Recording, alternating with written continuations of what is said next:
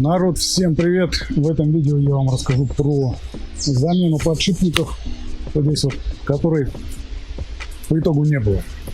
Короче, ситуация была такая. Ехал я на электровелосипеде и слышен треск, характерный для подшипников. Треск, стук, железный металлический стук отдает прям в раму очень жестко. Обычно это, вернее, уже такое было, втулка для шатунов. Вот здесь вот, для системы и для шатунов. Она у меня уже поменена. Поэтому стук этот для меня знакомый. Сразу я решил, исходил он, поскольку с задней части, сразу я решил, что втулочка на мотор-колесе нуждается в замене подшипников. Вот. Уже собрался я их менять. И что-то вот мне захотелось пощупать спицы.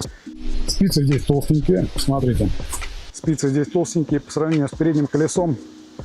Толще в 2 раза в диаметре, прям вот строго. Вот. По-моему, там какая-то из спиц была не слишком ровной. Поэтому я решил пощупать. И решил пощупать я их не зря, потому что все дело оказалось именно в спицах. Спицы были недостаточно затянуты. И, на мое удивление, они издавали вот такой вот треск. Ну ладно, треск это не сильно удивительно, но биение в раму от спиц. Наверное, это как раз из-за того, что они вот такие вот толстые и намного толще, чем вот эти. Мне было реально непривычно осознавать, что от спиц может быть жесткий прям стук, как будто молоточком ударяют по раме. Но оказывается вот так вот.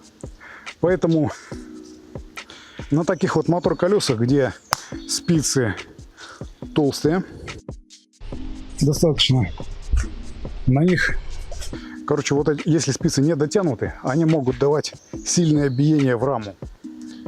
Прям как будто раздолбался подшипник. Вот. Собирался я уже разбирать, смотреть. Тут, кстати, мотор-колесо, по-моему, откручивается без снятия всех спиц. Не знаю, пока я туда не залезал, пока все в порядке. Ну, вот так вот.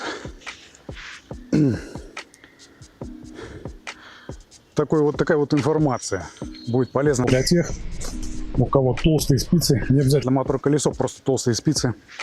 Толстые спицы могут давать хорошее такое биение в раму. Вот. Так, что у нас тут еще? Да, кстати, звуков таких не было, когда колесо приподнято. Приподнимаем велосипед, да. Поворачиваем ручку, и она крутится. Без веса, без нагрузки, никакого звука, скрежета и биения не было. Но я слышал о том, что подшипники на начальном этапе, когда они изнашиваются, ведут себя похожим образом. То есть под нагрузкой они скрипят, дребезжат. Без нагрузки может такого не быть.